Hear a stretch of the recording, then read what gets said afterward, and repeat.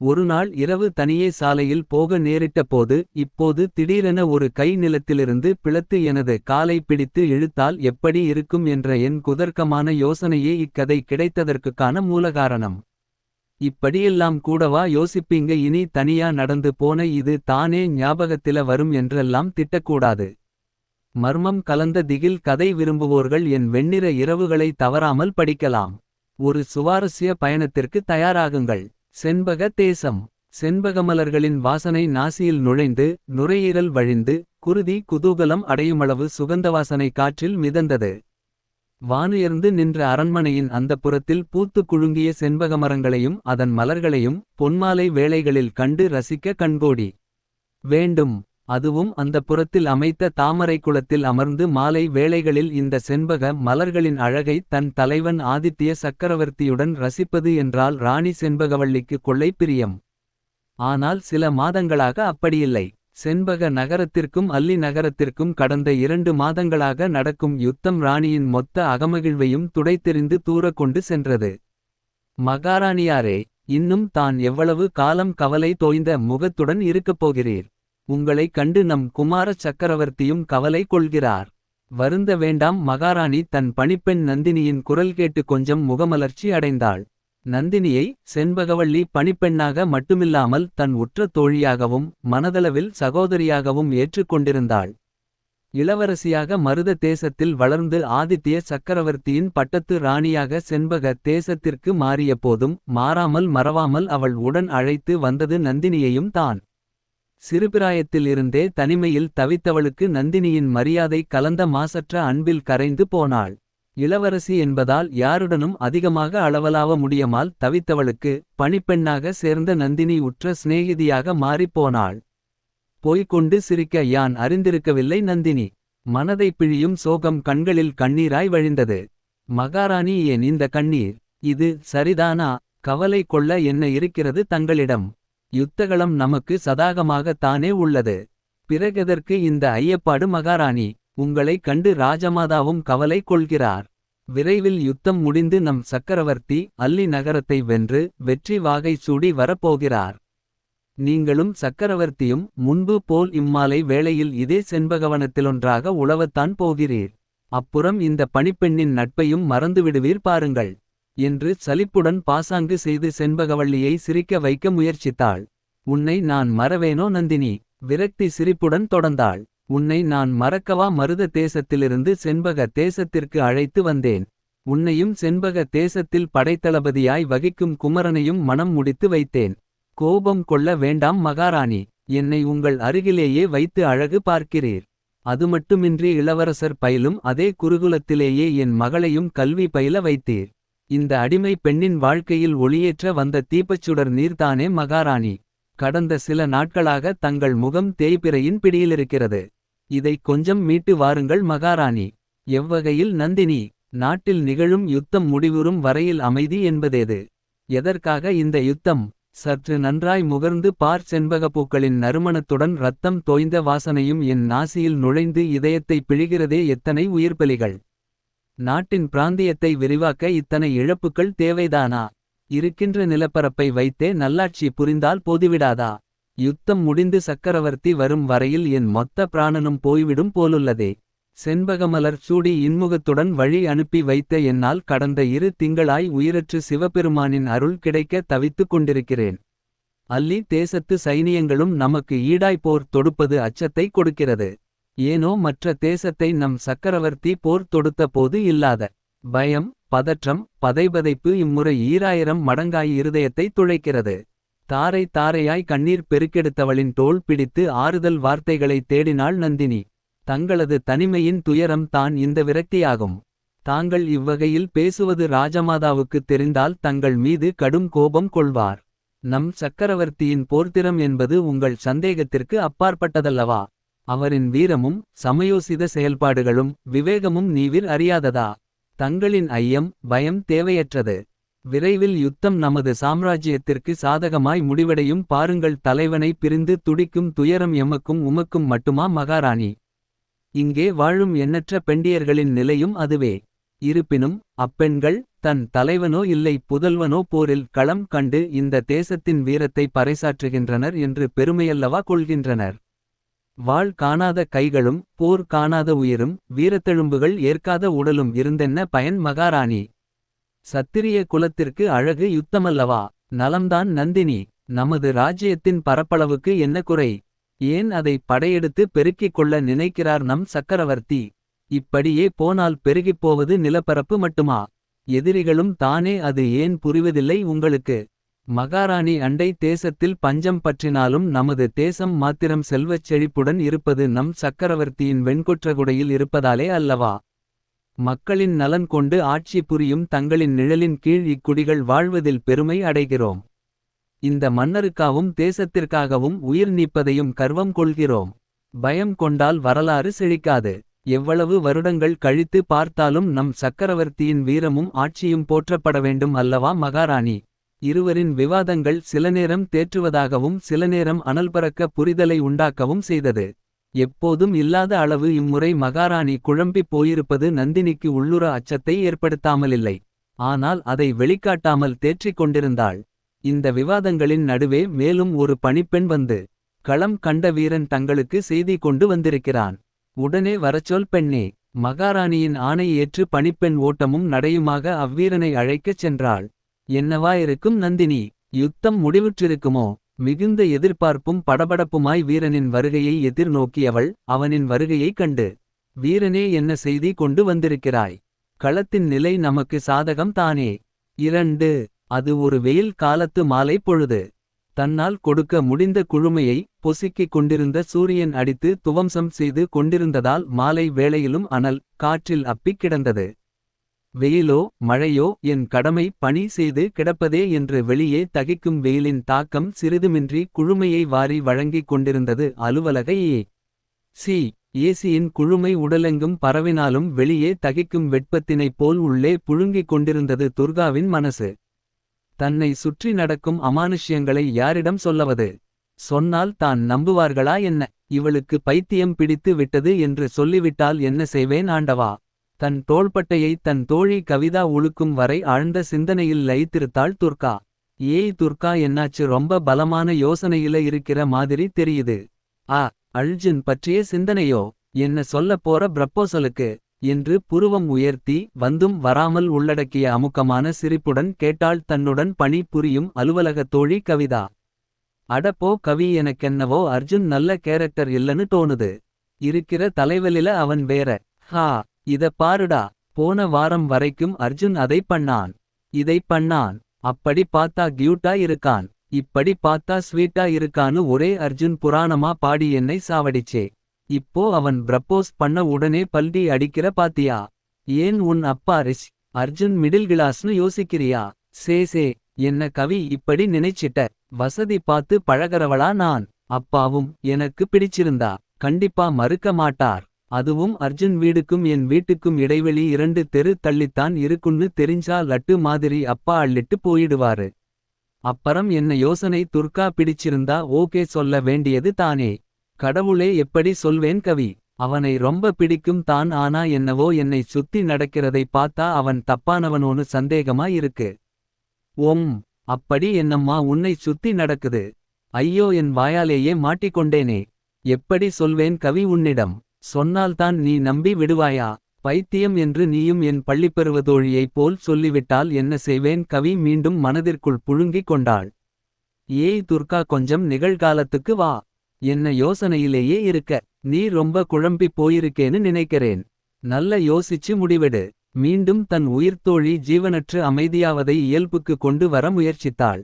நம்ம வேணா சூடா ஒரு கப் காபி குடிச்சிட்டே யோசிக்கலாமா, கூடவே ஒரு சமோசாவும் என்று அப்பாவியாய் முகத்தை வைத்து கொண்டவளைக் கண்டு சிரிப்பை அடக்க முடியாமல் சிரித்தாள் துர்கா. இருவரும் கேலி கிண்டல்கள் பேசிக் கொண்டிருக்கவும் அர்ஜுன் வரவும் சரியாய் இருந்தது. என்ன 2 பேரும் ஆபீஸ் முடிஞ்சு வீட்டுக்கு போற ஐடியா இல்லையா? இங்கேயே இருக்க முடிவு பண்ணிட்டீங்களா? என்ன கண்கள் அர்ஜுன் உனக்கு இப்படி ஈர்க்கிறதே. உன் முகத்தை பார்க்கவே கூடாது. உன்னுடன் ஒட்டிக்கொள்ள துடியாய் துடிக்கிறதே இந்த லஞ்சை கெட்ட இதயம். ஆனால் நீ நல்லவனா இல்லை கெட்டவனா? புரியாமல் தவிக்கிறேன். துர்காவின் கண்கள் அர்ஜுனின் கண்களை விட்டு விழுகுவதாய் இல்லை.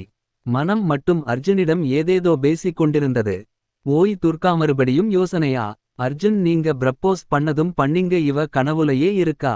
வாங்களேன், நம்ம காபி குடிச்சிட்டு அப்பறம் வீட்டுக்கு கிளப்பலாமே. நம்ம காலடி படாம ஆபீஸ் கேண்டின் அழுவுதாமே. சை, ஒரு காபி குடிக்க எவ்ளோ மொக்க ஜோக் சொல்றது. வாங்க ரெண்டு பேரும். சிரிப்புடன் அதட்டினாள் கவி. Office canteen. கிண்டலும் கேலியுமாய் அர்ஜுனும் கவிதாவும் பேசிக் கொண்டிருக்க வியர்க்க விறுவிறுக்க அவர்களை பின்தொடர்ந்து நடந்து கொண்டிருந்தாள் துர்கா. என்னச்சு துர்கா, ரொம்ப அப்நார்மலா இருக்க. அர்ஜுன் கேட்டுக்கொண்டிருக்கும் போதே தரையை பிளந்து கொண்டு ரத்தம் சொட்டச் சொட்ட ஒரு கை துர்காவின் காலை பட்டியது. 3. படைவீரன் கொண்டு வந்த செய்தி யாதென்று அறிய செண்பகவல்லியின் இதயம் பரபரத்தது. மகாராணி, நல்ல செய்திதான். நமது சைனியம் அல்லிநகரத்தை வென்று வெற்றிக்கொடி நாட்டியது. இரவு வீரர்கள் ஓய்வெடுத்து நாளை மதியத்திற்குள் நமது ராஜ்ஜியத்திற்கு திரும்புவார்களென மகாராஜா தெரிவித்தார். மட்டற்ற மகிழ்ச்சி வீரனே. இச்செய்தி கேட்கபதற்காக தானே தவித்துக் கொண்டிருந்தேன். இக்காப்பினை உன் வீட்டு பெண்டிருக்கு கொடு என்று தன் கை வளைகளை அவ்வீரனுக்கு பரிசாக கொடுத்தாள். 2. தமது ராஜ்ஜியம் வெற்றி அடைந்த மகிழ்ச்சியுடனும் மகாராணி கைகளால் பெற்ற பரிசினையும் வாங்கப் பெற்ற வீரன் மகிழ்ச்சி வெள்ளத்தில் திளைத்து போனான். வீரனே, நமது தேசம் இவ்வெற்றியை கொண்டாடும் பொருட்டு நாளை தெருவெங்கும் தோரணங்கள் கட்டி மேளதாளங்களுடன் நாளை நம் சக்கரவர்த்தியையும் வீரர்களையும் வரவேற்திட வழி செய். செண்பகவல்லி பிறப்பித்த கட்டளையை வாங்கிக் கொண்டு வெற்றிச் செய்தியை நகரெங்கும் சொல்லி ஆர்ப்பரிக்க கிளம்பினான் அந்த படைவீரன். பார்த்தீரா மகாராணி, நம் சக்கரவர்த்தியின் படைவீரத்தை நான் சொன்னது போலவே இன்றே போர் நிறைவுற்றதல்லவா? அதற்குள் தாங்கள் எவ்வளவு கவலை கொண்டீர்கள்? ஆமாம் நந்தினி, ஆமாம். இப்போது நான் அடைந்த மகிழ்வுக்கு அளவே இல்லை என்று தனது கழுத்தில் கிடந்த அட்டிகையை நந்தினிக்கு பரிசாக கொடுத்தாள். என்ன செய்கிறீர் மகாராணி? இந்த அட்டிகையிலுள்ள கற்கள் விலைமதிப்பற்றதல்லவா? இவ்வளவு விலையுயர்ந்த பரிசினை பெற யான் தகுதியடையவில்லை. மன்னிக்கவும் மகாராணி. இம்முறை மகாராஜா போருக்கு புறப்பட்ட போது முன்பு வரையில் இல்லாத பதட்டம் என்னை ஆட்கொண்டதை எப்படி விவரிப்பேன்? ஏனோ இனம் புரியாத பயம். நான் கண்ட துர்ச்சப்பனம். என் கழுத்தில் கிடந்த மாலையை யாரோ அபகரித்துச் செல்வதாய். அந்த சொப்பனம் கண்ட தினத்திலிருந்து என் உயிர் எனதில்லை. இந்த இனிய செய்தியின் முன்பு இந்த அட்டிகை ஒன்றும் பெரிதில்லை. நீயும் இதுவரையில் என்னிடம் பரிசுகள் பெற்றதில்லை. என்ன கொடுத்தாலும் நீ வாங்குவதில்லை. இம்முறை நீ மறுக்காதே நந்தினி. இது என் அன்பு கட்டளை. மகாராணி தாங்கள் கண்ட சொப்பனத்தில் மாலையை அபகரித்திருக்க மாட்டார். இந்த அட்டிகையை தான் என் கைகள் வாங்கியிருக்கும். நீங்கள் தான் தவறாக புரிந்து கொண்டீர் போலும். பாவமாய் குழந்தையைப் போல் நந்தினி கூறியதை கேட்டு நீண்ட நாள் கழித்து மனம் மகிழ சிரித்தாள் செண்பகவல்லி. எவ்வளவு தினங்கள் மகாராணி இச்சிரிப்பினை காண. மனம் மகிழ்கிறேன் மகாராணி. இந்த அட்டிகையை என் வழி தலைப்பிள்ளைகளுக்கு வழிவழியாக கொடுக்கப் போகிறேன், அவர்களின் திருமண சீராக. எந்த சூழ்நிலையிலும் இதை கைவிட்டு போகாமல் எங்கள் பரம்பரையே இதை பாதுகாத்து பொக்கிசமாய் வைத்துக் கொள்ளப் போகிறோம் மகாராணி. நடுவே நீலநிற பெரிய கற்களும் அதைச் சுற்றி வெள்ளை நிற வைரக் கற்களுமாக இந்த அட்டிகை நந்தினியின் கண் பறித்தது. போதும் போதும், அட்டிகையின் அழகை ரசித்தது. இன்று இரவு என்னுடனேயே தங்கிக் கொள் நந்தினி. உன் வீட்டிற்கு பணியாள் கொண்டு செய்தி அனுப்பு, நாளை வருவதாக. ஏனோ மகாராஜாவை காணும் வரையில் படபடப்பு தீராது போலுள்ளது. திரும்பவுமா மகாராணி? நாளை நான் தங்களுடன் தங்க தாங்கள் தான் அனுமதிக்கப் போகிறீரா என்ன? இத்தனை காலங்கள் தேக்கி வைத்த அன்பை மகாராஜாவின் மேல் பொழிய வேண்டுமல்லவா? பூடகமாக நந்தினி சொல்வதை கேட்டு வெட்கத்தால் முகம் சிவக்கலானாள். கிண்டலும் கேலியுமாக நடுநிசி வரையில் பேசிக்கொண்டு எப்போது தூங்கினேன் என்று தெரியாமல் நந்தினி தூங்கிப்போனாள். மறுநாள் தன் தலைவனை காணும் பரபரப்பில் செண்பகவல்லி நித்திரை கொள்ளாமல் தவித்தாள். தன் அரண்மனை முற்றத்தில் தெரிந்த நிலவின் ஒளியை கண்டாள். இந்த கருநீல மேகத்தில் சிலநேரம் மறைந்தும் சிலநேரம் வெளிப்பட்டு கிடக்கும் நிலவைப் போலல்லவா இந்த காதலும்? எப்போது விடியும் இந்த இரவு? இன்னும் ஏதோ ஒரு பயம் என்னை ஆட்கொண்டு கொள்கிறதே. மகாராஜாவின் இன்முகத்தை காணும் வரையில் தீராது இந்த ஐயங்களோ. மதிமயக்கும் வான்நிலவிடம் தான் மனம் விட்டு பேசிக் கொண்டிருந்தாள் செண்பகவல்லி. உந்தன் பயம் மிகச் சரியானதே. நாளைய விடியல் உனக்கு அவ்வளவு ஏற்புடையதாய் அமையப் போவதுமில்லை. உனது பலவீனமான இதயத்தை கொஞ்சம் திடப்படுத்திக்கொள் என்று வான்நிலவுக்கு வாய் இருந்தால் தெரிவித்திருக்கும். 4. தன் கால் பற்றிய இரத்தக்கரை தோய்ந்த கைகளை கண்டு அலறிய துர்கா. ஐயோ, யாராவது காப்பாத்துங்க, என் காலை எடுக்கவே முடியல என்று தன் இடதுகாலை இருகைகளால் பிடித்து கத்திக் கொண்டிருந்த துர்காவை கண்டு மலங்க மலங்க விழித்தார்கள் அர்ஜுனும் கவிதாவும்.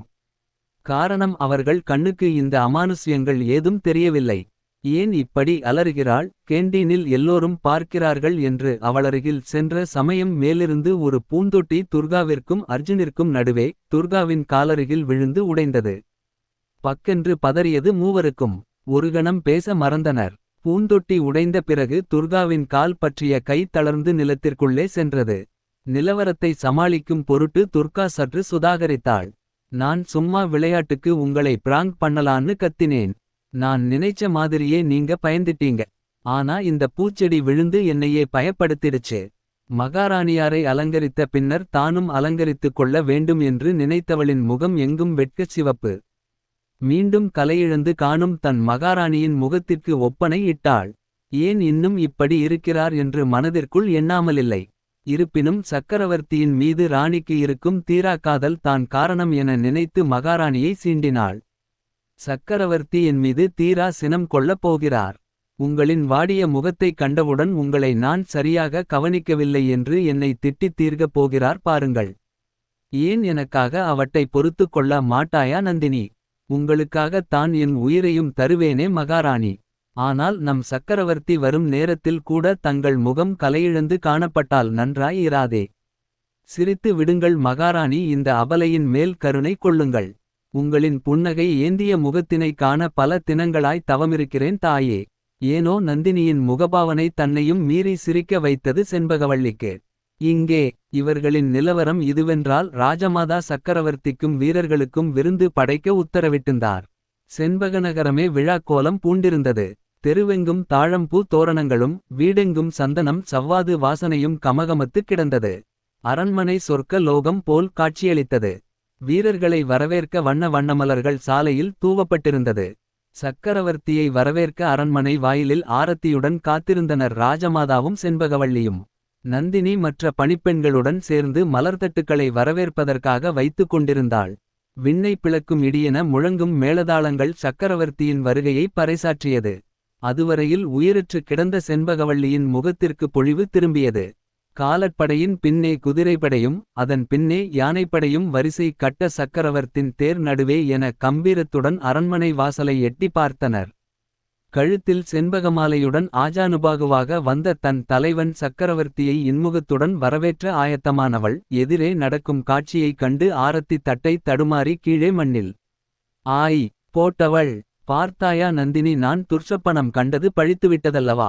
இனி நான் உயிரோடிருந்து என்ன பலன் தாயே? என்று ராஜமாதாவின் மீது மயங்கிச் சரிந்தாள் செண்பகவல்லி. 6. அர்ஜுன் துர்காவிடம். உங்க ஸ்கூல் ஃப்ரெண்ட் மேகலா எனக்கு ரிலேட்டிவ். ஒரு நாள் என்னோட வாட்ஸ்அப் ஸ்டேட்டஸ்ல நம்ம ஆபீஸ் பார்ட்டி போட்டோஸ் போடத்த பார்த்து என்கிட்ட உங்கள பத்தி சொன்னா. அந்த பையன் இறந்தப்போ இத பத்தி முதல் தடவையா நீங்க மேகலா கிட்ட சொன்னீங்கன்னு. அப்புறம் நீங்க நினைக்கிற மாதிரி மேகலா ஸ்கூல் முழுக்க இந்த விஷயத்தை சொல்லலை.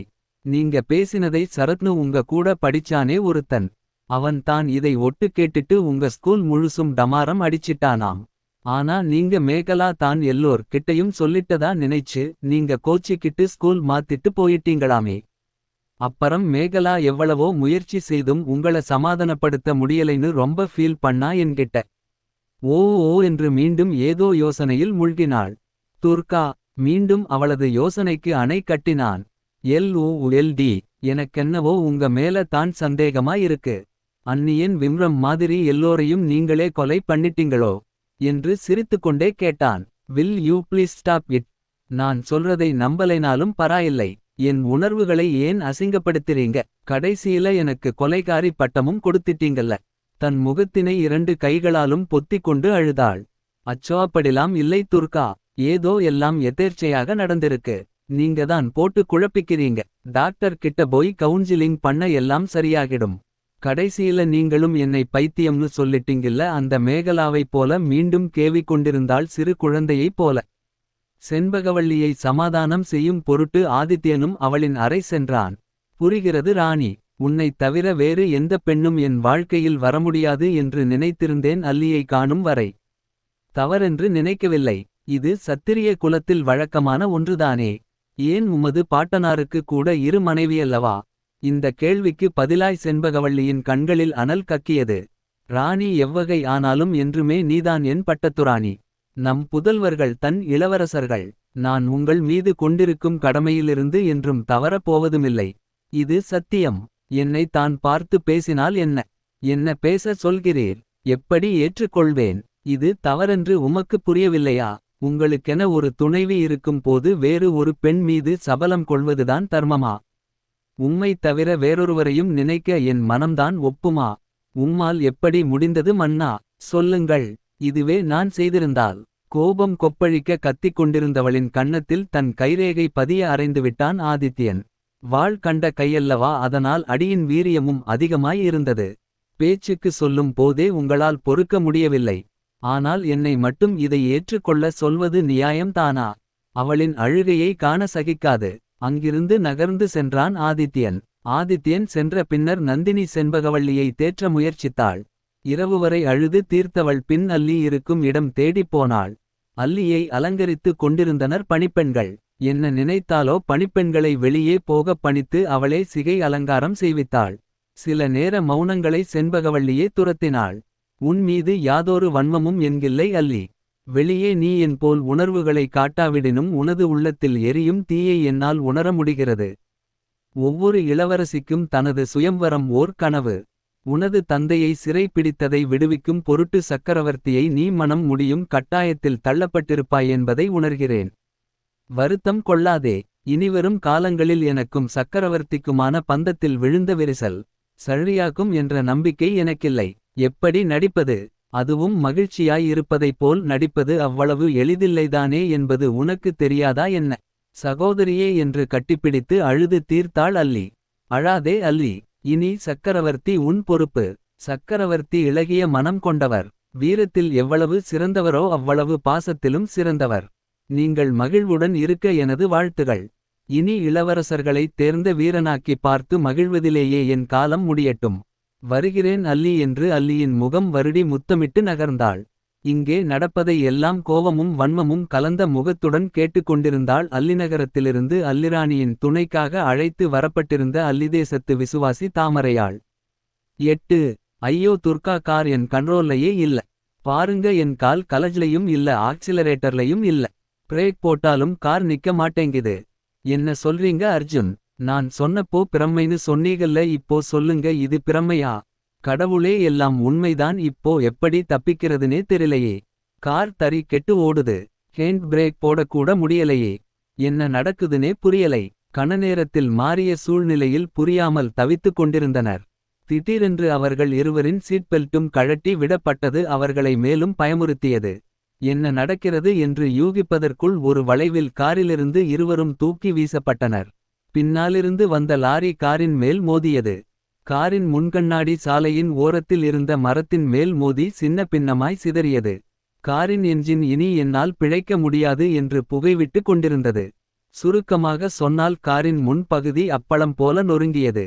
காரை அடித்துச் சென்ற லாரி சிறிது தூரம் சென்று நின்றது. சிறிது நேரத்தில் கூடிய பொதுமக்கள் கூட்டத்தைக் கண்டு லாரி அந்த இடத்தை விட்டு பறந்தோடியது. அர்ஜுன் கைகளில் ஏற்பட்ட காயங்களில் வடிந்த இரத்தத்தை துடைத்த படியே துர்காவை தேடினான். துர்காவோ சிறு காயம் கூட ஏற்படாமல் பதட்டத்துடன் அர்ஜுனிடம் ஓடி வந்தவளைக் கண்டு ஆச்சரியம் அடைந்தான். நிச்சயம் இவளை ஏதோ ஒரு சக்தி காப்பாற்றுகிறது ஒவ்வொரு தடவையும் என்று நினைக்க தோன்றாமலில்லை. கடவுளே, என்ன அர்ஜுன் ஆச்சு. இப்படி இரத்தம் கொட்டுதே. அவளின் படபடப்பும் கண்ணீரும் அர்ஜுன் மேலிருந்த காதலை காட்டியது.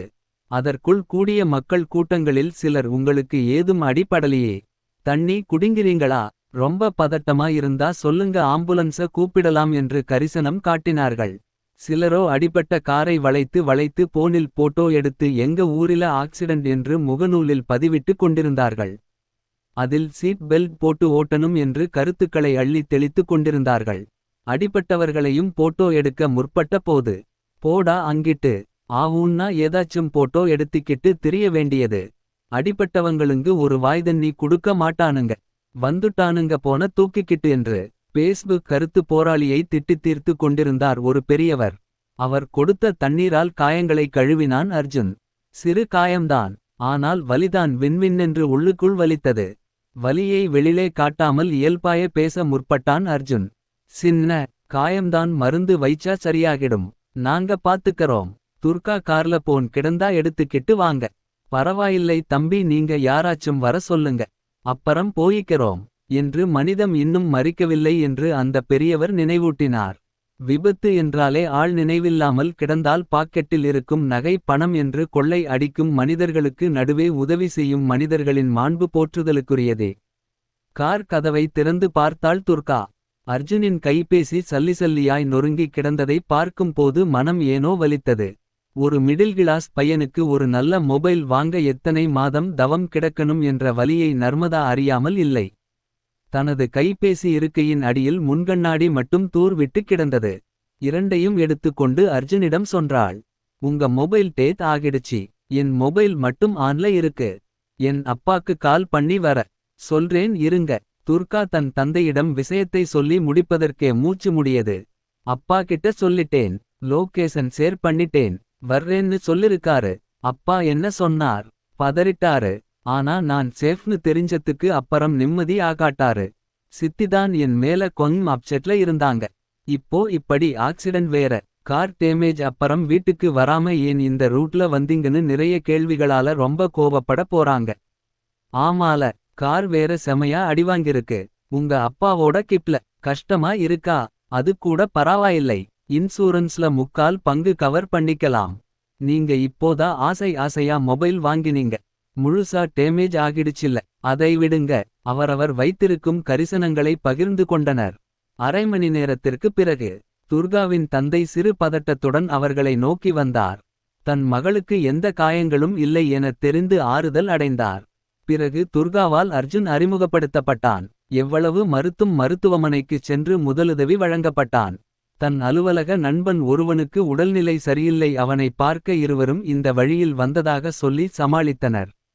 எப்படியோ இன்றைய பிரச்சினை முடிந்ததாய் நினைத்து சந்தோஷப்பட்டு கொண்டாள். இனி வரும் இரவு கொடுக்கப் போகும் துன்பங்களை அறியாது. 9 நாட்கள் கடந்தும் மனதின் வலிகள் செண்பகவல்லியின் கண்ணீரை குறையாமல் பார்த்து கொண்டிருந்தது. சக்கரவர்த்தியை ஏற்றுக்கொள்ளும் மனநிலையில் அவளில்லை. எப்போதும் கண்ணீர் விடும் தன் மகாராணியை கண்டு நந்தினியும் உருகிப்போனாள். செண்பகவல்லியை தனியாய் விடுவதேயில்லை. நந்தினியின் கணவன் குமரன் இளவரசர்களுக்கு வாழ் பயிற்சி அளிக்கத் தொடங்கியதை காண்பதே செண்பகவல்லியின் மாலை நேர ஆறுதல். முன்பு இதே வனத்தில் சக்கரவர்த்தியுடன் ஒன்றாய் உளவிய தருணங்கள் மனதை கீறினாலும் இளவரசர்களின் வாழ்வீச்சு திறமைகளைக் கண்டு மனம் தெளியலானாள். அல்லியும் செண்பகவல்லியிடம் நன்றாக ஒட்டிக் கொண்டிருந்தாள். உடன் பிறந்தவர்களைப் போல் இருவரும் இருப்பதைக் கண்டு ராஜமாதா இன்புற்றார். அல்லியும் செண்பகவல்லிக்காக உணவு தயாரிப்பதும் செண்பகவல்லி உணவு கொள்ள மறுக்கும் போது கட்டாயப்படுத்தி ஊட்டி விடும் போதும் அல்லியின் அன்பில் உருகிப் போயிருந்தாள் செண்பகவல்லி. ஏனோ மனதில் அமைதியில்லாமல் இருப்பதால் அரண்மனை ஜோதிடரை அழைத்து பலன்கள் கேட்டாள் செண்பகவல்லியும் அல்லியும். கிரகநிலை சரியில்லாத காரணங்களால் இளவரசர்களுக்கு பாதகம் நேரலாம் என்று ஜோதிடர் சொன்னதைக் கேட்டு செண்பகவல்லியை விட அல்லி அழுது தீர்த்தாள். சகோதரியே, சக்கரவர்த்தியையும் உங்களிடம் இருந்து பிரித்துவிட்டேன். இப்போது இளவரசர்களுக்கும் நேரம் பாதகமாக இருக்கிறதே. நான் உங்கள் வாழ்க்கையில் வந்த நேரத்தில் தான் இப்படி நடக்கிறது. எவ்வளவு அமைதியாய் ஆனந்தமாய் இருந்திருப்பீர். எல்லாம் என் நேரத்தால் முடிவுற்றது. அப்படி எதுவுமில்லை அல்லி. அண்டை தேசத்தில் எல்லாம் போர் தொடுத்து நிலப்பரப்புகளுடன் எதிரிகளையும் சேர்த்து வைத்திருக்கிறோம். நீ என்ன செய்வாய்? நந்தினி எனக்கு தோழி என்றால் நீ என் சகோதரி. உன் நேரம் என் அமைதியை குலைக்கிறது என்றெல்லாம் பேசாதே. இனிவரும் காலங்களில் கொஞ்சம் கவனமாய் இருக்க வேண்டும். மறுநாள் வாழ்பயிற்சியில் இளவரசர்கள் குமரனுடன் ஈடுபட்டிருக்கும் போது மயங்கி விழுந்தனர்.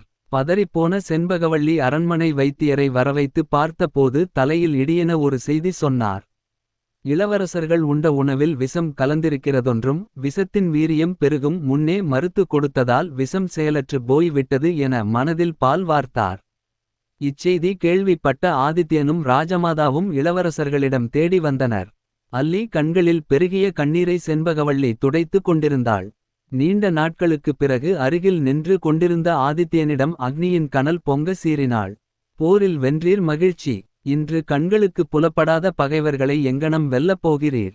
சொந்த புதல்வனை காப்பாற்ற முடியவில்லை என்றால் குடிகளை எவ்வாறு பாதுகாக்கப் போகிறீர்? அவளிடம் கோபம் கொப்பளித்தாலும் அதில் ஒழிந்திருக்கும் உண்மை புலப்படாமலில்லை ஆதித்யனுக்கு.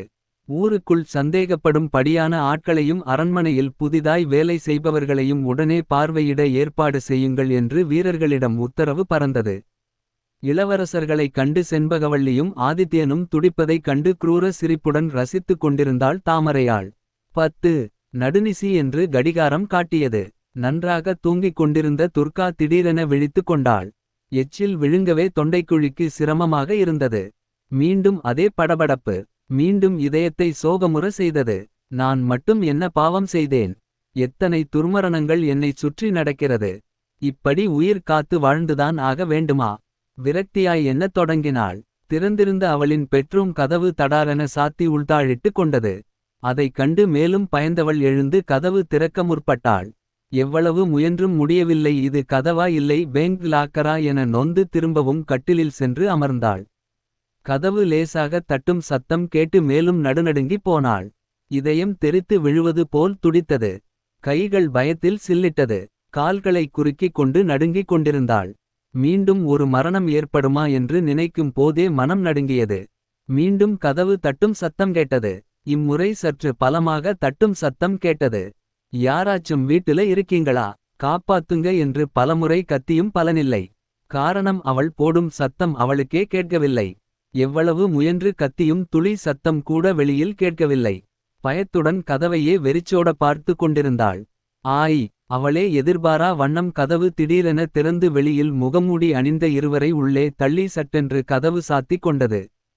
முகமூடி அணிந்த 2 பேர் கைகளிலும் கூர்மையான கத்தி மேலும் பயத்தை அதிகரித்தது.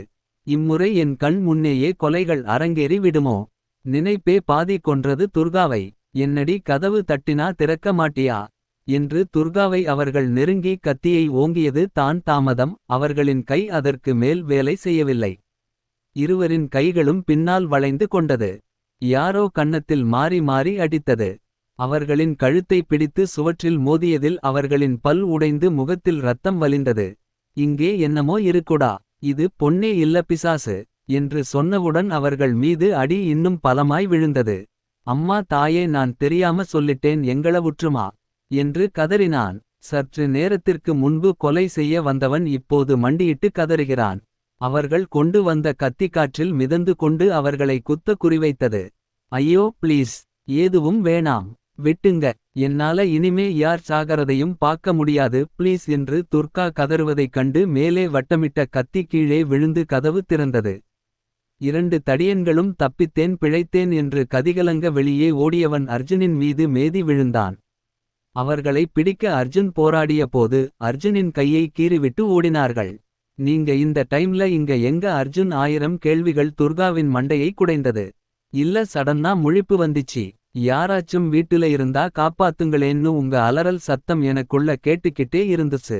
உங்களுக்கு என்னாச்சோ ஏதாச்சோன்னு பயந்துட்டேன். எங்க அங்கிள் ஆண்டி என்று வீடு முழுக்க தேடினான். துர்கா ஆச்சரியத்தின் விளிம்பில் இருந்தாள்.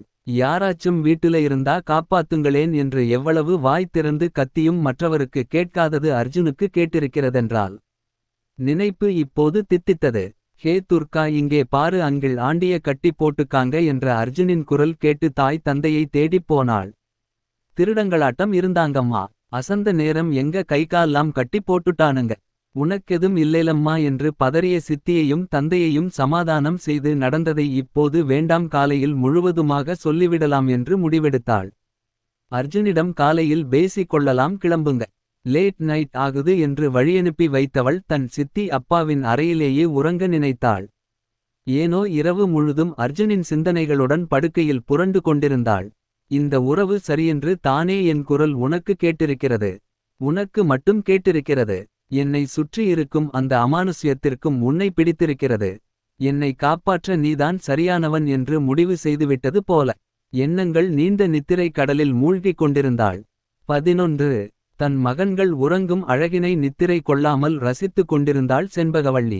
இளவரசருக்கு கண்டம் இருக்கிறதென்று அரண்மனை ஜோதிடர் சொன்ன தினத்திலிருந்து தனியே விடுவதில்லை. அவளின் பயத்திற்கு நீர் பாய்ச்சியது போல் உணவில் விஷம் கலந்ததிலிருந்து தன் மகன்களை கழுகு போல் பார்த்து கொண்டிருந்தாள். யாராக இருக்கும் என்று தன் தேசம் முழுவதும் சல்லடை போட்டு ஆதித்யன் சலித்தும் ஒரு துப்பும் கிடைக்கவில்லை. இதற்காக பிரத்யேகமாக ஒற்றன் வைத்தும் பலனில்லை. செண்பகவல்லியின் தனிமை போக்க நந்தினி அவளை விட்டு பிரிவதேயில்லை. இரவிலும் கூட செண்பகவல்லியின் அறையிலேயே தங்கினாள். நாட்டில் நடக்கும் பிரச்சனை சுமூகமாக முடியும் வரையில் தன் மகள்களை நந்தினி தன் கணவன் வீட்டார் வசம் விட்டிருந்தாள்.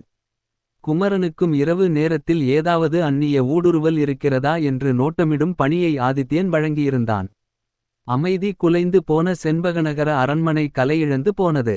இரவு நேரத்தில் தான் செண்பகவள்ளி மிகவும் கூர்மையாக நோட்டமிட்டுக் கொண்டிருந்தாள். ஏதாவது ஒற்றனோ அந்நிய ஆட்களோ அரண்மனையில் உலவுகிறார்களா, இல்லை புறாக்கள் மூலம் ஏதாவது தூது சென்று செய்தி பரிமாற்றம் நடக்கிறதா என்று நோட்டமிட தவறுவதில்லை. இருப்பினும் ஒரு துப்பும் கிடைக்காமல் மிகவும் குழம்பிப் போயிருந்தாள். அரண்மனை சமையல்காரர்களிலிருந்து வாயிற்காப்பாளன் வரையில் விசாரித்தாயிற்று. இப்படி ராஜ துரோகமிழைக்க யாருக்கு துணிவிருக்கிறது என்று மருகினாள். அண்டை தேசமான வீராளதேசத்தை போர் தொடுத்து வென்ற போது அந்நாட்டு ராணி இளவரசனுடன் தப்பித்து தலைமறைவானார்கள்.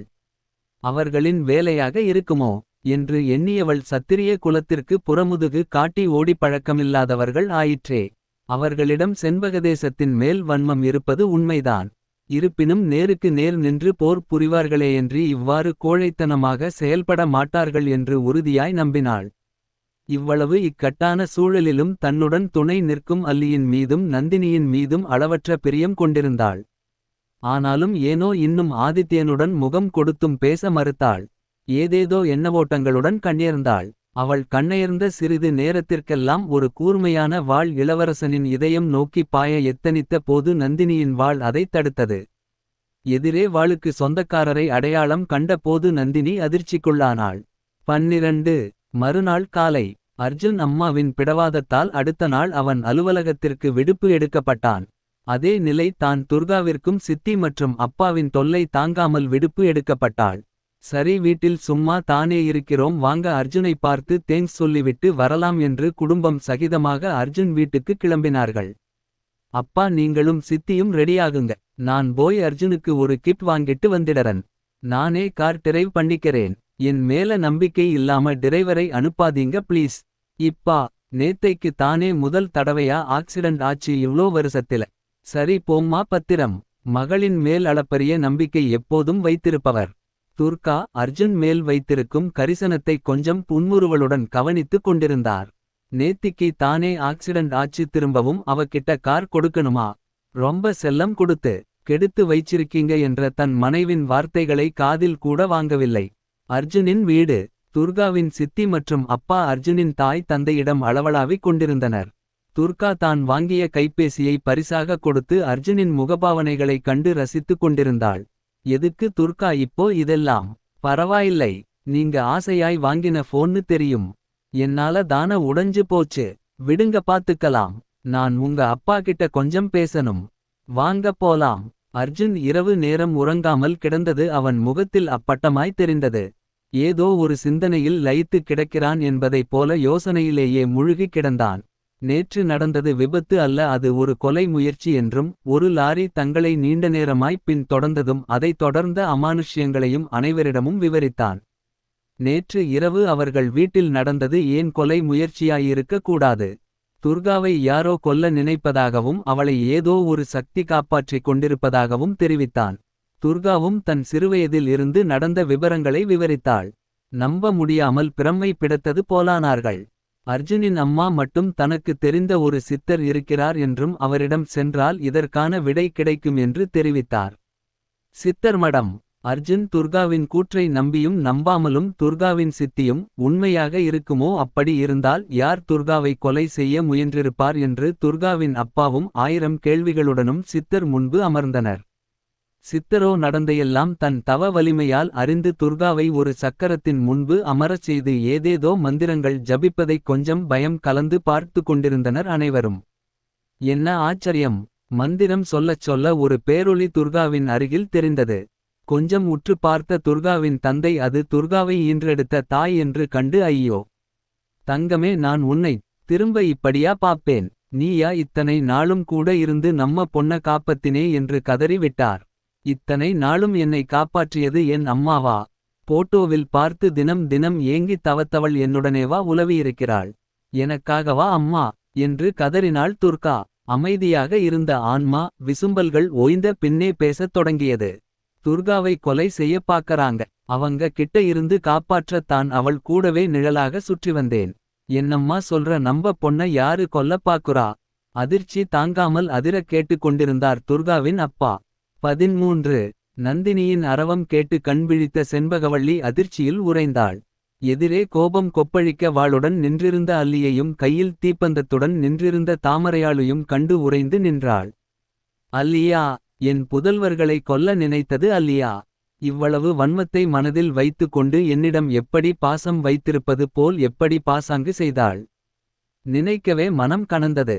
நான் படைத்தளபதியின் மனைவி. எனக்கும் வாள் வீசத் தெரியும் என்று எதிரே நந்தினியும் வாளுடன் நிற்பதைக் கண்டு இவளிடம் எங்கே ஒழிந்திருந்தது இவ்வளவு வீரம் என்று செண்பகவள்ளி வியந்து நின்றாள். இந்த நட்புக்காக என்ன தவம் செய்துவிட்டேன் என்று மருகினாள். அல்லி, நீயா என் புதல்வர்களை கொல்ல நினைத்தாய். எனக்கு ஈடாய் அவர்களின் பால் எத்தனை அன்பு வைத்திருந்தாய். இப்படி செய்ய எவ்வகையில் உன் மனம் ஒப்பியது அல்லி. கட்டுக்கடங்காமல் செண்பகவள்ளி அழுதாள். பாசமா, அதுவும் உங்கள் மீது எனக்கா துளியும் இருந்ததில்லை. கண்களில் குரோதம் வழிய முகம் சூடேறத் தொடர்ந்தாள். என் தந்தையை சிறை பிடித்து என்னை மனம் முடிய என் சம்மதத்தை துளியும் எதிர்பார்க்காத ஒருவன் மீது குரோதம் கொள்வதில் என்ன தவறு. அல்லி, அதற்கு என் புதல்லர்கள் என்ன செய்வார்கள். அவர்களை கொல்ல உனக்கு எப்படி மனம் வந்தது. நீ ஒரு முட்டாள். அதற்கு நான் என்ன செய்ய முடியும்.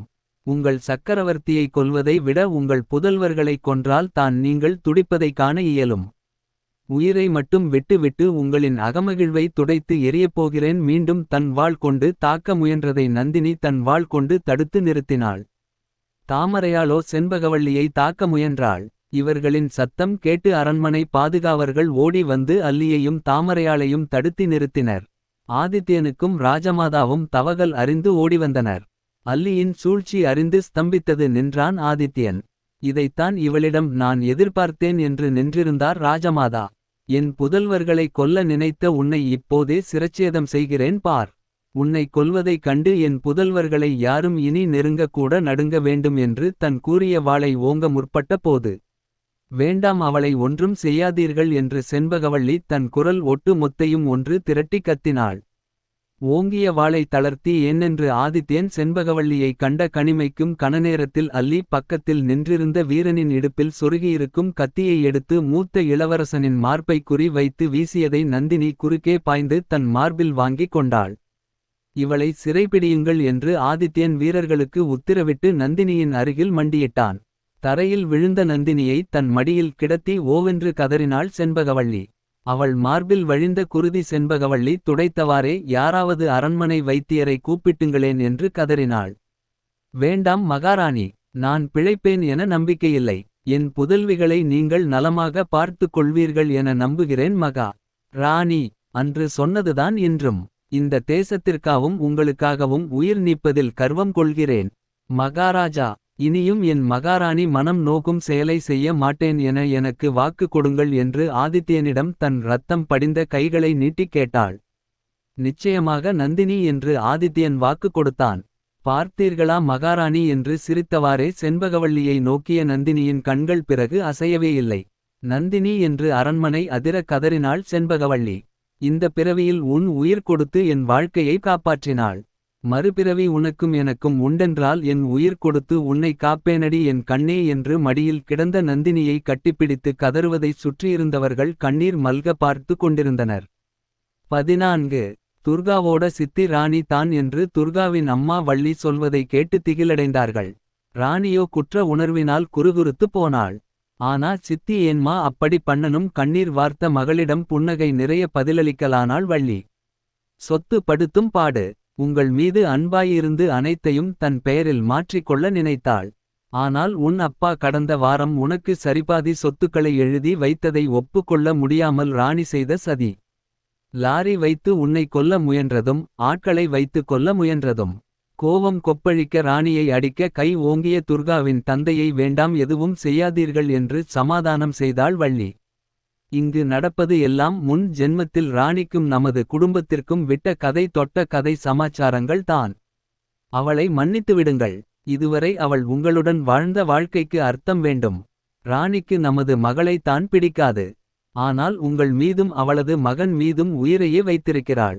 அவளை மன்னித்து அவள் விரும்பும் சொத்துக்களை எல்லாம் அவளுக்கே ஒப்படைத்து விடுங்கள். அவளும் வாழட்டும். மன்னிப்பை விட மிக பெரிய தண்டனை வேறு எதுமில்லை.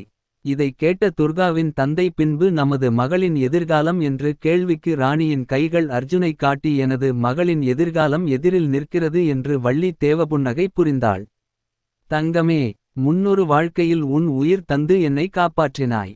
அன்று நான் கொடுத்த வாக்கின்படி இன்று என் உயிர் தந்து உனக்கு ஜனனம் கொடுத்து இதுவரையில் உன்னை காப்பாற்றி வருகிறேன். நான் வந்த வேலை முடிந்ததாய் உணர்கிறேன். உன்னை சூழ்ந்த ஆபத்துக்கள் யாவும் விலகிவிட்டது. இனி உன்னை காக்க இவன் இருக்கிறான் என்று அர்ஜுனின் கைப்பிடித்து துர்காவிடம் கொடுத்து தொடர்ந்தாள். அன்று என்னால் நீ வாழ முடியாத வாழ்க்கையை இன்று வாழ்ந்து கொள். முன்பிறவியில் உயிர்த்தோழியாய் உன்னை நெஞ்சில் சுமந்தேன், இப்பிறவியில் என் மகளாய் என் கருவில் சுமந்தேன். இதுவரையில் நான் இருந்த நோக்கம் நிறைவேறியதாய் உணர்கிறேன் என்று துர்காவின் நெற்றியில் முத்தமிட்டு அந்த பேரொளி மெல்ல மெல்ல மறைந்தது. கண்ணெதிரே இருந்த தன் மனைவி மெல்ல மெல்ல மறைந்ததைக் கண்டு தன் கைகளால் முகம் மூடி அழுதார் துர்காவின் அப்பா. இத்தனை நாளும் தன்னுடன் அமானுஷ்யமாக பயணித்த தன் அம்மா இனிமேல் வரப்போவதுமில்லை என்றறிந்து அர்ஜுன் தோள் சாய்ந்து அழுதாள் துர்கா. இவற்றை எல்லாம் குற்ற உணர்ச்சிகளின் விளிம்பில் நின்று கண்டு அழுது கதறிக் கொண்டிருந்தாள் ராணி. 15. நந்தினியின் உடலை ராஜமரியாதையுடன் நல்லடக்கம் செய்தனர். இவ்வளவு நாளும் தன்னுடன் இன்பத்தில் துன்பத்தில் கூட இருந்து தன்னை சிரிக்க வைத்தவள் இன்று தன்னுடன் இல்லையே என மனம் ஒப்பாமல் செண்பகவள்ளி அழுது தவித்தாள். அவளின் மகள்களை தன் மேற்பார்வையில் வளர்க்க நினைத்தாள். தனக்கு அரண் போல் இருந்தவள் இன்று மண்ணோடு மண்ணாய்ப் போய்விட்டாளே என்று இதயம் ஏற்ற மறுத்தது. இவ்வளவிற்கும் காரணமாய் இருந்த அல்லியை கழுவிலேற்ற தீர்மானம் செய்வதாய் ஆதித்யன் செண்பகவள்ளியிடம் தெரிவித்தான். சக்கரவர்த்தி, இது சரியான முடிவு கிடையாது. கொஞ்சம் யோசித்து முடிவு செய்யுங்கள் என்றாள்.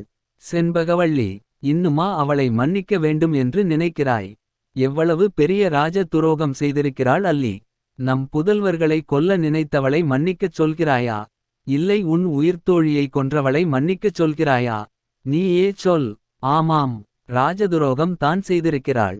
ஆனால் அவளிடத்திலிருந்து சற்று சிந்தித்து பாருங்கள். தனது தந்தையை கைது செய்து அவளை மணந்தது முறையா? அவளின் சுயம்வரம் குறித்து அவள் எவ்வளவு கனவு கண்டிருப்பாள். அவளின் ஆசைகள் அனைத்தையும் பொய்யாக்கிவிட்டீர். அல்லியின் தந்தை தன் கைதானதை பொறுக்க முடியால் மனம் நொந்து இறந்துவிட்டாரென்று தெரியுமா உங்களுக்கு? எந்த மகள் தான் தன் தந்தையின் இறப்பை பொறுத்து கொள்வாள்? அதற்கு காரணமாய் இருந்தவர்களை பழிவாங்க ஒரு மகளாய் நினைத்திருக்கிறாய், அவ்வளவே. அதற்காக அவளை மன்னிக்க சொல்கிறாயா? ஆதித்யனின் குரல் கம்மியதில் தன் தவறை உணர்ந்தாய் செண்பகவள்ளிக்கு தோன்றியது. அவள் செய்தது பெருந்தவறுதான். நம் இளவரசர்களுக்கு உணவில் விஷம் வைத்ததை அறிந்து நாம் எவ்வளவு ஆட்கள் மீது சந்தேகம் கொண்டோம். அண்டை தேசத்து மன்னர் பரம்பரையில் யாராவதா? இல்லை, இந்த அரியணைக்காக போட்டி போட்டுக் கொண்டிருந்த நும் பங்காளிமார்கள் யாராவதா என்று எத்தனை நபர்கள்? இனியும் பிறருடன் பகை வளர்த்து கொள்ளத்தான் வேண்டுமா? போதும். இங்கே விரிந்து கிடக்கும் நம் செண்பகதேச குடிகளுக்கு நல்லாட்சி கொடுத்தாலே போதும். அல்லிராணியையும் அல்லிதேசத்தையும் விட்டுவிடுங்கள். நீங்கள் அல்லிதேசத்தை போரில் வென்றதன் நிமித்தமாக வருடா வருடம் கப்பம் செலுத்தச் சொல்லி அவர்களுக்கு விடுதலை கொடுங்கள். சரிதான். ஆனால் அல்லியின் தந்தை தான் இறந்துவிட்டாரே. அவருக்கு பிறகு நல்லாட்சி கொடுக்க யாருள்ளனர்? போரில் வென்று தான் சரித்திரத்தில் இடம் பெற வேண்டுமா? உங்களின் தலைமையில் ஒரு பெண் அரியணை ஏறினாள் என்றால் கூட நாளைய சரித்திரம் உங்களை போற்றுமல்லவா? அல்லிக்கா அரியணை? ஏன், அவள் வாள் பிடித்த லாவகத்தை நீங்களும் கண்டீர்தானே. திறமைக்கு ஆண் பெண் என்ற பேதம் எதற்கு? வீரத்தில் அவள் எந்த வகையிலும் சளைத்தவள் கிடையாது. செண்பகவள்ளி சொல்வது சரியெனப்பட்டது. அல்லிக்கு விடுதலை கொடுத்து அவளை அல்லிதேசத்தின் அரியணையில் ஏற்றினர். மரணதண்டனை விதிக்கப்படும் என்று நினைத்தவளுக்கு தன் தேசத்தை தனக்கே கொடுத்து தனக்கு அவர்கள் தலைமையில் முடிசூட்டிய பின் ஆதித்யன் மீது கொண்ட வன்மம் அல்லிக்கு காணாமல் போய்விட்டது. அதன்பின் அவரவர் தலைமையின் கீழ் அவரவர் தேசம் செழிப்புடன் திகழ்ந்தது. 16. ஒரு வாரத்திற்கு பிறகு சித்தரின் அறிவுறுத்தலின் பேரில் வள்ளிக்கு ஆன்மசாந்தி பூஜை நடத்தினார்கள். ஆன்மாக்களுக்கும் ஓய்வு தேவையென்றோ? இவற்றை எல்லாம் தூர நின்று ராணி பார்த்து கொண்டிருந்தாள். அப்பா, அம்மாவே, சித்திய மன்னிச்சிட்டாங்க. என் தம்பியின் எதிர்காலத்துக்காவாச்சும் மன்னிச்சு விட்டுங்களேன்.